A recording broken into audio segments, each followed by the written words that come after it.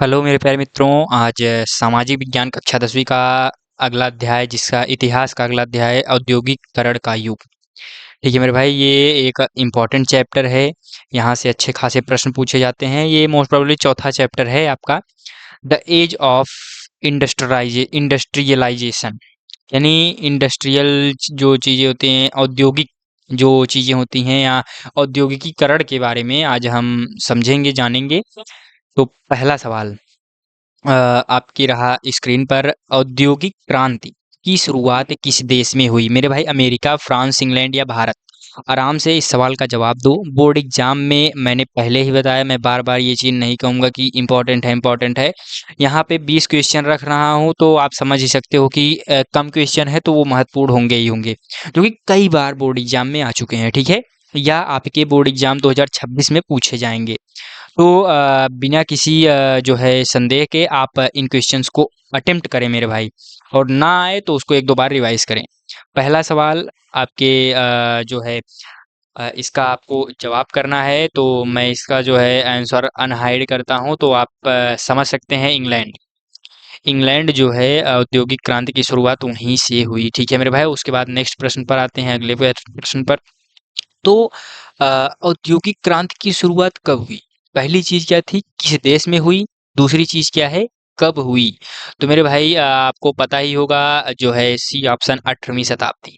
ठीक है, 18वीं शताब्दी में जो है औद्योगिक क्रांति की शुरुआत हुई, और जो है भूमंडलीकृत विश्व का बनना वो 16वीं शताब्दी से स्टार्ट हुआ। ठीक, उसके बाद तीसरे प्रश्न पर आते हैं, इंग्लैंड में सबसे पहले कौन सा उद्योग विकसित हुआ? ठीक, लोहा उद्योग या लौह उद्योग, कपड़ा उद्योग, या वस्त्र उद्योग, कोयला उद्योग, या मशीन उद्योग? मेरे भाई आराम से इसका जवाब दो। तीसरे प्रश्न का, तो सबसे पहले जो है इंग्लैंड में आपका जो है सबसे पहले किस उद्योग को विकसित किया गया? तो मेरे भाई वो है, क्या है, कपड़ा उद्योग। उसके बाद चौथे प्रश्न पर आते हैं, आराम से इत्मीनान से इसका जवाब दो। औद्योगिक क्रांति शब्द का प्रयोग सबसे पहले किसने किया था? Arnold Toynbee, Adam Smith, Karl Marx, Charles Darwin? ठीक है, नाम तो कठिन है लेकिन फिर भी आपको पढ़ना है क्योंकि ये इंपॉर्टेंट प्रश्न है। ठीक है, तो औद्योगिक क्रांति शब्द का जो है प्रयोग, तो ओवरऑल जो है औद्योगिक करण या औद्योगिक उद्योग के ऊपर ही ये समझ लीजिए कि पूरा का पूरा चैप्टर है। तो चौथे का जो है ए ऑप्शन करेक्ट हो जाएगा, आर्नोल्ड टायनबी। ठीक है, नाम तो थोड़ा सा कठिन है लेकिन याद कर लो, आर्नोल्ड टायनबी। पांचवा, जेम्स वाट किसके आविष्कार के रूप में प्रसिद्ध हैं? Telephone, steam engine, light bulb या रेडियो? मेरे मित्र, किस जो है आविष्कार के लिए प्रसिद्ध हैं जेम्स वाट? तो आप जानते ही हो, बी ऑप्शन, स्टीम इंजन। इसको हमने पिछले चैप्टर में भी पढ़ा है, और ऊपर एक बार फिर से मैं आपको बता देता हूँ मार्क बूस्टर सीरीज के बारे में।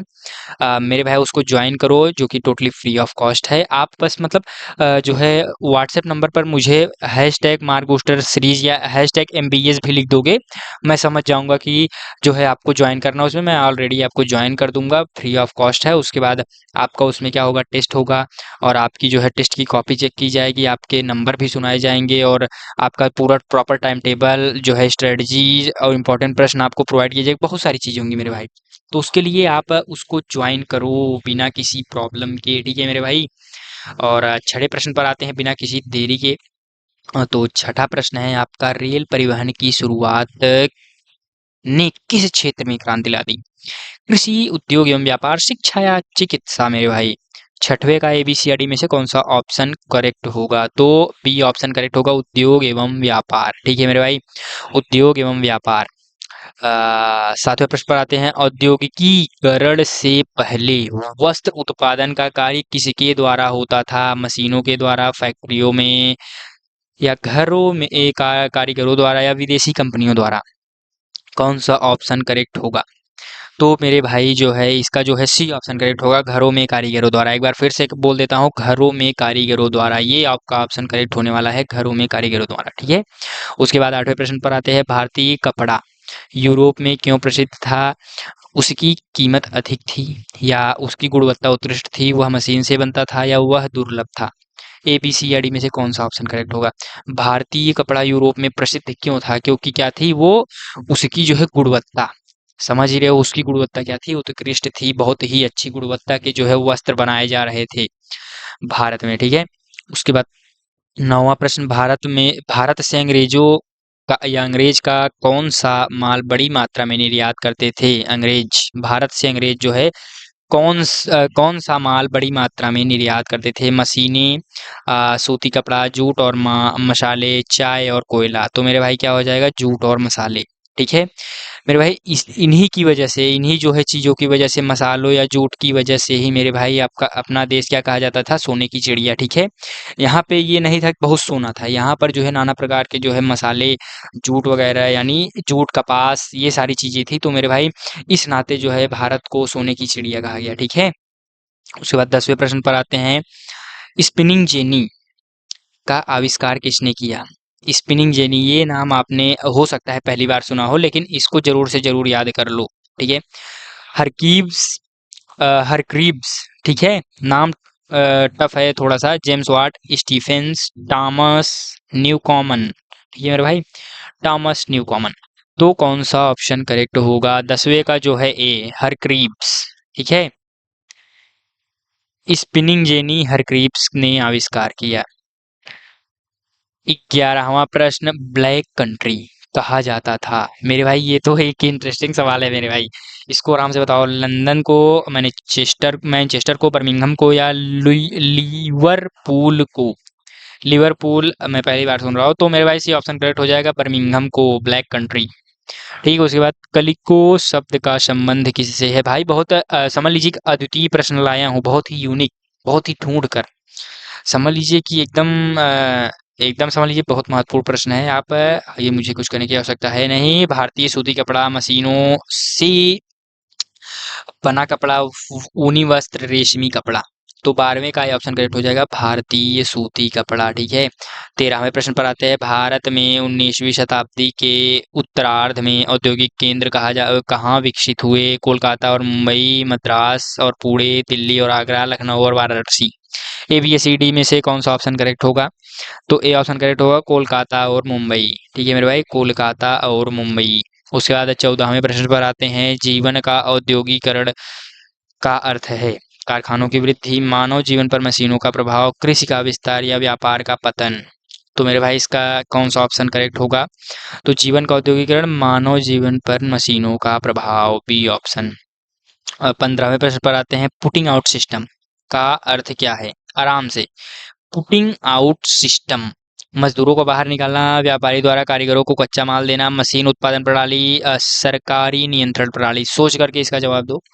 तो पुटिंग आउट सिस्टम, व्यापारी द्वारा कारीगरों को कच्चा माल देना, बी ऑप्शन करेक्ट। 16वें प्रश्न पर आते हैं, औद्योगिक क्रांति का एक नकारात्मक प्रभाव था? रोजगार में वृद्धि, पर्यावरण प्रदूषण, जीवन स्तर में सुधार, व्यापार का विकास। तो पर्यावरण प्रदूषण, बी ऑप्शन करेक्ट हो जाएगा, पर्यावरण प्रदूषण। इसे, हाँ, औद्योगिक क्रांति में समस्या होती थी कि जब उद्योग, बड़े-बड़े कारखाने बनाए जाते थे, तो वहाँ से जो भी धुआँ वगैरह निकलता था, उसका जो है मलबा निकलता था, तो वो सारी मलबा को नदी में प्रवाहित कर देते थे। नदियाँ दूषित होती थी, यानी जल जल का प्रदूषण। उसके बाद जो है आपका जो है जो वहाँ से धुआँ वगैरह निकलता था, उससे क्या होता था? वायु प्रदूषण, ठीक है। तो यही यही यहाँ पर जो है खराबी थी कुछ, ठीक है, नकारात्मक प्रभाव। 17वें प्रश्न पर आते हैं, इंग्लैंड में इनक्लोजर मूवमेंट का असर पड़ा किसानों पर, सैनिकों पर, उद्योगपतियों पर, या शिक्षकों पर? तो मेरे भाई ए ऑप्शन, किसानों पर। किस पर पड़ा? इंग्लैंड में जो है इनक्लोजर मूवमेंट का असर किसानों पर। 18वें प्रश्न पर आते हैं, मैनचेस्टर किस उद्योग के लिए प्रसिद्ध था? लोहे का, कपड़े का, जहाज निर्माण का, मशीन निर्माण का। तो को किस लिए मैनचेस्टर किस उद्योग के लिए प्रसिद्ध था? तो मेरे भाई कपड़े का, कपड़े के निर्माण के लिए जो है प्रसिद्ध था मैनचेस्टर। भारत में औद्योगिकरण के बाद अंग्रेजों का मुख्य उद्देश्य था भारतीय उद्योगों को बढ़ावा देना, भारत को कच्चा माल आपूर्ति केंद्र बनाना, भारत को औद्योगिक देश बनाना, भारतीय मजदूरों को प्रशिक्षित करना। ए बी सी या डी में से कौन सा ऑप्शन करेक्ट होगा? मेरे भाई बी ऑप्शन करेक्ट होगा, भारत को कच्चा माल आपूर्ति केंद्र बनाना। भारत को कच्चा माल आपूर्ति बनान केंद्र बनाना, ठीक है। उसके बाद 20वें प्रश्न पर आते हैं, स्वदेशी आंदोलन का संबंध किससे था? ब्रिटिश शासन का विरोध, भारतीय उद्योगों को बढ़ावा देना, विदेशी वस्त्रों का बहिष्कार, या उपरोक्त सभी। आराम से इसका जवाब दो, लास्ट प्रश्न है, ये गलत नहीं होना चाहिए। तो 20वें का डी ऑप्शन करेक्ट हो जाएगा, उपरोक्त सभी। ठीक है मेरे भाई, उपरोक्त सभी। तो ओवरऑल 20 प्रश्न यहाँ पर डिस्कस किए, 20 के 20 अगर आप तैयार कर लेते हो मेरे भाई, तो इससे जो भी 1 या 2 सवाल आने हैं आपके बोर्ड एग्जाम में, तो वो आपके पक्के हो जाएंगे। तो इसी के साथ चलते हैं, धन्यवाद। फिर मिलेंगे अगले जो है किसी अच्छे इंटरेस्टिंग से टॉपिक के साथ है।